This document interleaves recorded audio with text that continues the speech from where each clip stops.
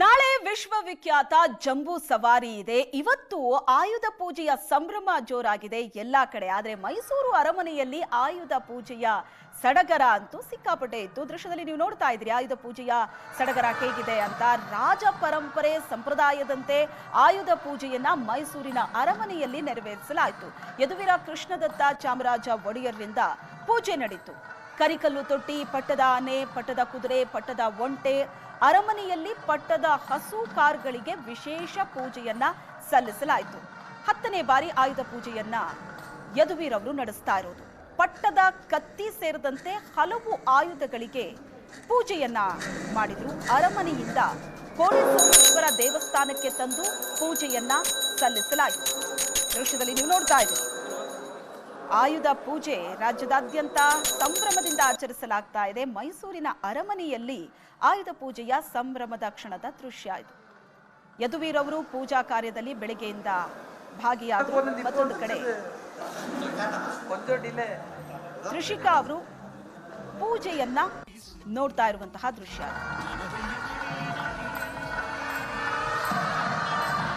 ಅರಮನೆಯಲ್ಲಿ ದಸರಾ ಸಡಗರ ಸಂಭ್ರಮದ ಕ್ಷಣ.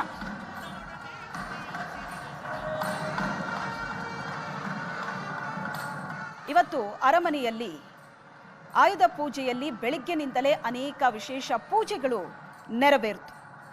ಮೈಸೂರು ಅರಮನೆಯಲ್ಲಿ ಆಯುಧ ಪೂಜೆ ಸಂಭ್ರಮ ಜೋರಾಗಿತ್ತು. ರಾಜವಂಶಸ್ಥ ಯದುವೀರವರಿಂದ ಪೂಜೆ ನಡೆಯಿತು. ಕೋಟಿ ಸೋಮೇಶ್ವರ ದೇವಸ್ಥಾನಕ್ಕೆ ಪಲ್ಲಕ್ಕಿಯಲ್ಲಿ ಆಯುಧಗಳನ್ನು ತರಲಾಯಿತು. ಅಲ್ಲಿ ವಿಶೇಷವಾಗಿ ಪೂಜೆಯನ್ನ ಆಯುಧಗಳಿಗೆ ಸಲ್ಲಿಸಲಾಯಿತು. ಪಟ್ಟದ ಆನೆ, ಕುದುರೆ, ಪಟ್ಟದ ಒಂಟೆ, ಪಟ್ಟದ ಹಸುಗಳಿಗೆ ಪೂಜೆ ಸಲ್ಲಿಸಿದ್ರು.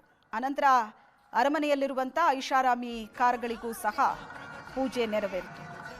ಸೋಮೇಶ್ವರ ದೇವಸ್ಥಾನಕ್ಕೆ ಪಟ್ಟದ ಕತ್ತಿಯ ಜೊತೆಗೆ ಪಟ್ಟದ ಆನೆ, ಪಟ್ಟದ ಕುದುರೆಗಳಿಗೂ ಪೂಜೆಯನ್ನ ಸಲ್ಲಿಸಲಾಯಿತು. ಮೆರವಣಿಗೆಯಲ್ಲಿ ಪಟ್ಟದ ಕತ್ತಿಯನ್ನ ತಂದು ಅಲ್ಲಿ ಪೂಜೆ ನೆರವೇರಿಸಲಾಯಿತು.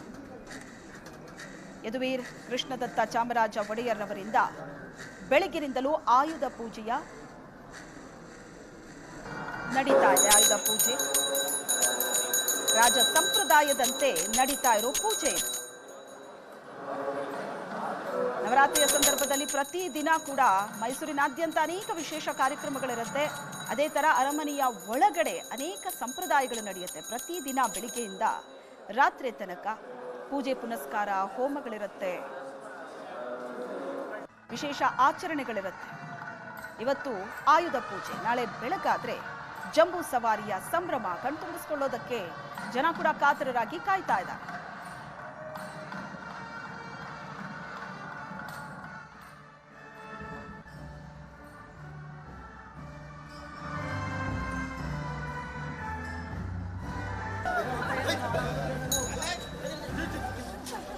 ಮುಂದೆ ಹೋಗಿ ಸ್ವಲ್ಪ.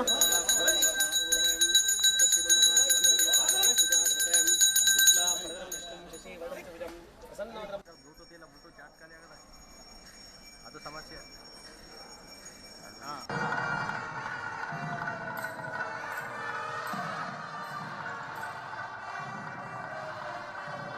ಸಾಂಸ್ಕೃತಿಕ ನಗರಿ ಮೈಸೂರು ದಸರಾ ಮಹೋತ್ಸವ.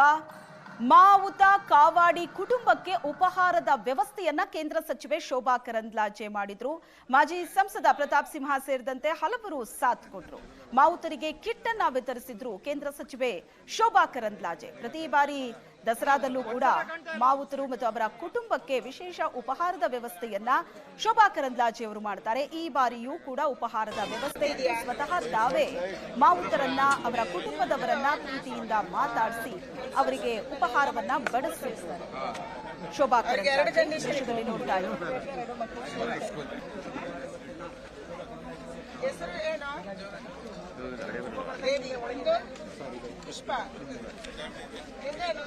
ಪ್ರತಿ ವರ್ಷದಂತೆ ಈ ವರ್ಷ ಕೂಡ ಚಾಮುಂಡಿ ಬೆಟ್ಟವನ್ನ ಹತ್ತಿ ತಾಯಿಯ ದರ್ಶನವನ್ನ ಪಡೆದು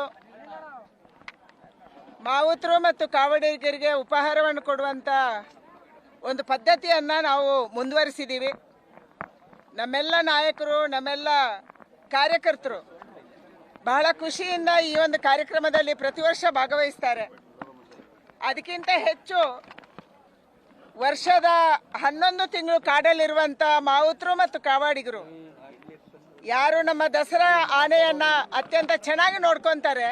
ಪ್ರಸ್ತುತ ಕೇಂದ್ರ ಸಚಿವರಾಗಿರುವಂತಹ ಶೋಭಾ ಮೇಡಮ್ ಅವರು ಇವತ್ತು ಚಾಮುಂಡಿ ದರ್ಶನವನ್ನು ಮಾಡಿ ಮಾವುತರಿಗೆ ಬೆಳಗಿನ ಉಪಹಾರವನ್ನು ಕೊಡಲಿಕ್ಕೆ ಸ್ವತಃ ಬಡಿಸಲಿಕ್ಕೆ ಬಂದಿದ್ದಾರೆ. ಅವರು ಕಳೆದ 17 ವರ್ಷಗಳಿಂದ ಭಾಳ ಶ್ರದ್ಧೆಯಿಂದ ಈ ಕೆಲಸವನ್ನು ಮಾಡ್ಕೊಂಡು ಬರ್ತಾ ಇದ್ದಾರೆ. ಅದ್ರ ಜೊತೆಗೆ ಕಾವಾಡಿಗರು ಅವ್ರು ಕರೆದ ಕೂಡಲೇ ಇಷ್ಟು ಜನ ಬರ್ತಾರೆ ಯಾಕೆ ಅಂತ ಹೇಳಿದರೆ, ವರ್ಷಕ್ಕೊಂದು ಸರಿ ಮೈಸೂರಿಗೆ ಬಂದು 1 ತಿಂಗಳ ದಸರಾ ಮುಗಿದಾದ ನಂತರ ವಾಪಸ್ ಕಾಡು ಪಾಲಾಗ್ತಾಯಿದ್ರು. ಅವರನ್ನು ಯಾರು ಕೇಳೋವಂಥವ್ರು ಇರಲಿಲ್ಲ, ಅವ್ರ ಕುಟುಂಬವನ್ನು ಕೇಳೋವಂಥವ್ರು ಇರಲಿಲ್ಲ.